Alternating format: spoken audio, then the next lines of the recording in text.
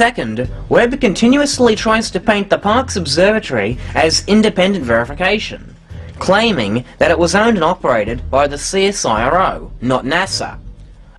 Owned by the CSIRO? Yes. Whoa! What was that? Owned by the CSIRO? Yes.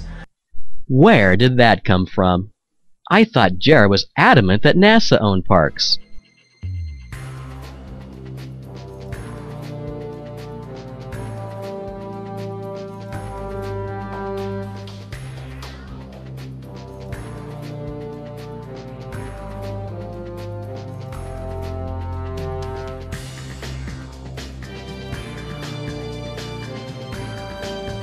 Earlier, Jarrah said that there were only 2 points from my critique of Australia and the Conspirators that warranted his attention.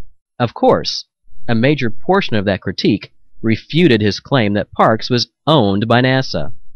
Now he agrees with me, without so much as his usual "I made an honest mistake" disclaimer? Wow.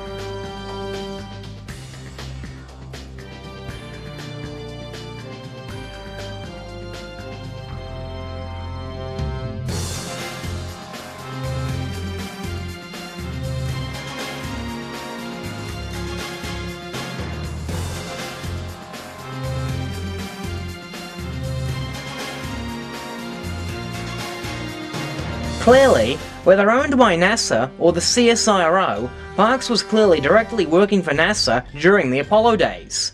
It was Station 23 of NASA's manned spaceflight network. So much for being independent verification.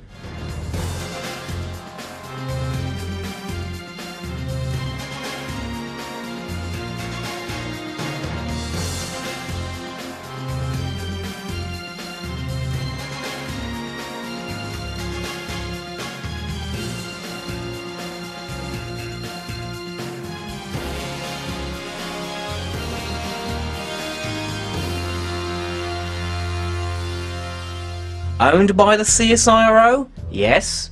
Operated by the CSIRO? Not during the Apollo days. As I prominently showed in my Australia and the Conspirators video, all operations at Parkes during the Apollo days were carried out under the control of NASA.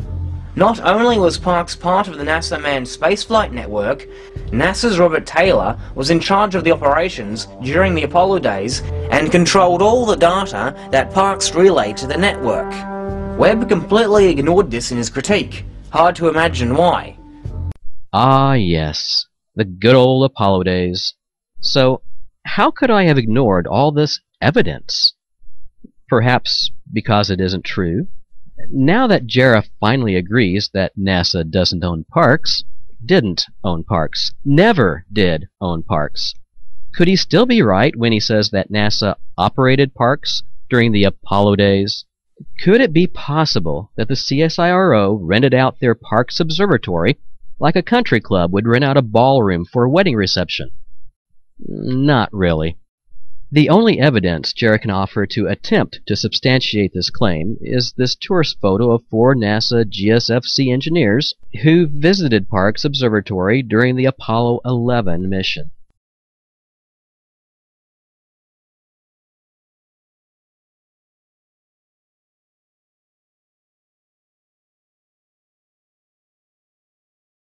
With so much contribution and contract funding coming their way of NASA, we can expect Parkes and the CSIRO to remain cooperative for some time yet. Thirdly, all of Parkes' operations during the Apollo missions were carried out under NASA's watchful eye. Who was in charge of operations at Parkes during the Apollo days? None other than NASA's very own Robert Taylor. It says so on Honeysuckle Creek's own website. Robert Taylor, from Goddard Space Flight Center, who led the NASA contingent at Parkes, controlled the releasing of data from Parkes to the network. Then if we go to Parkes' website, in October 1968, the director of Parkes Observatory, John Bolton, and his wife Letty, while on a trip to the USA, attended a dinner party at the home of Bob Lighton. Bob was a brilliant Caltech engineer who was a colleague of John's when John was a professor of astronomy at Caltech in the 1950s. Also present at the party was the head of the Goldstone project, Ed Richton, of NASA's Jet Propulsion Laboratory. During the course of the evening, John was asked if he could make available the Observatory's 64-meter telescope for reception of signals from the Apollo 11 spacecraft, particularly during the most critical phases of the mission when the LEM Eagle was on the lunar surface. The historic nature of the mission, combined with the fact that human lives were at risk in space, convinced Edward Taffy Bowen, the chief of the CSIRO's Radio Physics Division, and John Bolton to support the mission. Following high-level representations, cabinet-level meetings approved the Parkes Observatory involvement in the upcoming Apollo 11 mission. In February 1969, a meeting was convened with the Australian Department of Supply to arrange contact details. John Bolton had spent the previous evening with Robert Taylor, the American engineer who was to manage the NASA operations at Parkes. They had discussed their respective roles extensively and the problems to be overcome. John Bolton ended the meeting by insisting that he could work with Parkes and that he would only accept a one-line contract. The Radio Physics Division would agree to support the Apollo 11 mission. Financial return was to be $3,500 per day to cover costs at Parkes, plus $15,000 to cover additional work on the telescope. Further, in the documentary Background to the Apollo 11 Moonwalk television broadcast, released by Honeysuckle Creek, we are told, the 64-meter dish of the Parkes radio telescope had been brought in as an auxiliary station to Honeysuckle. Parkes was capable of receiving but could not transmit to the spacecraft. The voice and telemetry received at Parkes was sent to Honeysuckle, where the best from the two stations was then sent on to Houston. Television from both Honeysuckle and Parkes was sent direct to Sydney, where NASA controller Charlie Goodman, seen at left, selected the best of the two for satellite transmission to Houston. In other words, NASA used Parkes as a backup to their Honeysuckle Creek station. For further info on this, we go back to Parkes' site and we learn, since Parkes could only receive and not transmit, it was regarded as an auxiliary station to Honeysuckle Creek and was assigned the honorary designation of being station number 23 in the manned spaceflight network. And just who owned the manned spaceflight network? NASA, that's who!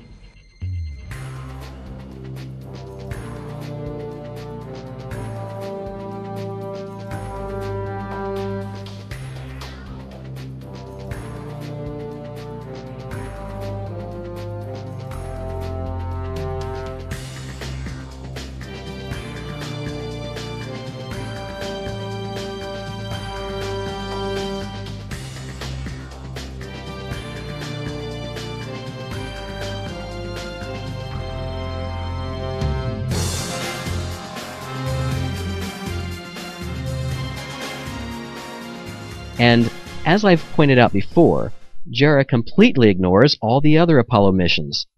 These four NASA engineers were only present at Parkes during the Apollo 11 mission. The Apollo days, as Jarrah stated 3 times in one of the previous clips, lasted from July 1969 to December 1972. Parkes was used during critical phases of other missions after Apollo 11, without any assistance from NASA personnel.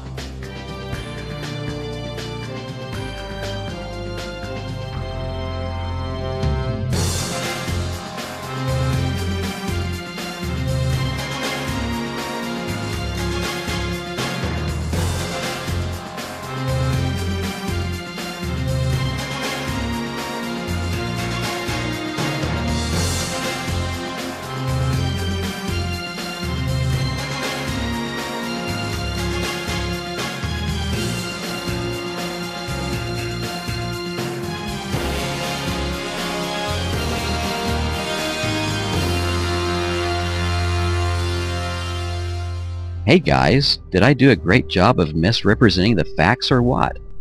Did I adequately ignore the multitude of glaring facts that contradict my claims?